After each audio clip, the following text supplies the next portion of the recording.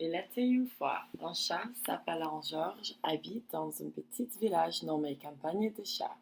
Dans cette petite village se trouve le grand palais de Louis, le roi du royaume et un jardin privé. Ce dernier, étant le plus beau du royaume, fascine tous les animaux dont il désire se traîner. Georges se prend très charmant, mais en réalité fainéant, passe toute la journée au canapé de sa mère. Sa mère se plaint toujours pour qu'il soit plus responsable et cherche une amante. Un beau matin, Georges se lève et décide de partir au lac pour trouver des poissons à manger. Juste à côté du lac, un serpent multicolore se cache sous l'arbre pour capturer et empoisonner Georges. Georges, le pauvre, s'amusait avec les poissons sans remarquer sa présence. Tout d'un coup, le serpent le plus méchant du monde se lance vers Georges. Heureusement, Antoinette, une chatte très belle, courageuse et sage, sent cette malveillance. Elle saute, l'étrangle et gratte ses écailles. Pendant ce combat, Georges se faufile pour chercher une pierre lourde qui tuera le serpent. Finalement, Georges a pu le tuer avec l'aide d'Antoinette. Il ne pouvait pas croire qu'une chatte aussi fragile a pu sauver sa vie. Cette coïncidence lui donne une opportunité pour la connaître beaucoup plus. Quelle journée d'avoir vaincu mon ennemi. Vous avez sauvé ma vie. Puis-je savoir votre nom? C'est mon plaisir. Je déteste la souffrance et le mal, surtout à ce niveau de méchanceté. En fait, je m'appelle Antoinette. Comment appelez-vous? Je m'appelle Georges. Georges, le chat le plus gracieux et charmant. Ah, c'est vrai! Vous êtes le fameux Georges dont tout le monde tombe amoureux. Tellement pour se vanter. Oui, bien sûr. Et alors, d'où vient ce courage? Dites-moi votre influence de votre point de vue en ce qui concerne la moralité. L'intolérance d'un roi assez égoïste et cupide est ma force motrice. C'est insensé de tolérer tel acte. Très inspirante. Expliquez-moi ce qui vous gêne. Je ne sais même pas où commencer. J'ai un copain oiseau qui m'a dit qu'il a une balle magique extraordinaire qui lui rend puissant. Il abuse ce pouvoir en détruisant notre domaine. Il tue les innocents. On doit faire tout pour reprendre la balle magique. En fait, je suis maintenant en chemin au palais. Tu sais, vous n'avez pas peur, il faut qu'on aille ensemble. Je peux vous aider et je vous dois de toute façon. Vous la méritez en retour de sauver ma vie. Ils traversent le bois en discutant et ils se perdent. Tout d'un coup, ils rencontrent des souris. Faites-vous ici? Il semble que vous avez besoin d'aide. On a trouvé le déjeuner qu'on rêvait depuis longtemps.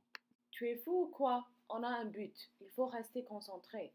Oh là là, alors quel est votre but de la journée? En fait, nous sommes invités au palais pour déjeuner avec le roi majestueux. Mais on s'est perdu. Pouvez-vous nous guider? Ah bon? Que vous êtes chanceuse. Alors, nous pouvons vous indiquer un raccourci pour arriver au palais. Prenez le chemin Victoire et vous allez trouver le fameux rond-point La Folie. Alors là se trouve le portail du palais. Amusez-vous bien. Merci, c'est gentil à vous. Leur gentillesse a quelque chose de louche. Malheureusement, ils sont fait attraper par les gardes. Qu'est-ce que vous foutez ici, espèce de nullité? Vous n'avez rien à faire ici, pas de la vie. Dégagez! Tout d'un coup, les gardes entendent des bruits très intenses qui lâchent les chats. Et donc, les chats échappent vite et essayent de trouver l'arme magique du roi. Ils entrent dans le palais. Antoinette voit l'arme de loin, mais Georges était distrait par la beauté du couloir. Tout à coup, elle a disparu et Georges l'entend crier. Georges, Georges, ils m'ont trouvé encore! Tais-toi, imbécile, tu mérites la souffrance. Antoinette, ne vous inquiétez pas. J'arrivais. Antoinette résiste contre les gardes avec vigueur en criant terriblement. Laissez-moi tranquille, espèce de voyou! Vous n'êtes pas fatigué à torturer les innocents? Laissez-moi! Nous n'allons pas te tolérer. Quelle insolence as-tu? Tu n'as aucune idée qui je suis et de mon pouvoir. Il faut la guillotiner tout de suite. Elle ne mérite aucune pitié. Pendant ce chaos, Georges tombe sur l'arme magique et le prend. Il court avec toute sa capacité pour la sauver. Soudainement, le roi aperçoit Georges. Il y a un autre salaud. C'est une blague ou quoi? Ces minuscules envahissent mon palais? Alors là, j'ai aucune patience. Je ne vais même pas attendre une seconde. Tuez-les maintenant. Georges tient la balle en haut de sa tête et le roi ne bouge pas plus de traumatisme. Tu sais, on t'a dit pour rien. C'est notre tour. Vive la justice. Les gardes courent vers Georges pour reprendre l'arme magique. Mais heureusement, Georges l'a pu lancer rapidement auquel se transforme en fumée noire. Tous s'évanouissent. En quelques instants, Georges et Antoinette reprennent connaissance en toussant. Tous les autres deviennent des fourmis. Qu'est-ce qui se passe? Où sommes-nous? Dans le palais? Tu vois la chaîne de fourmis sur la trône? Nous avons dû l'avoir vaincu. Je suppose ça a quelque chose à voir avec l'arme magique. Vous êtes fort et plein de courage. Tu as sauvé ma vie. Oh, Antoinette, vous êtes ma maîtresse de courage. Sans vous, je serais mort il y a longtemps. Serez-vous mon courage pour le reste de ma vie?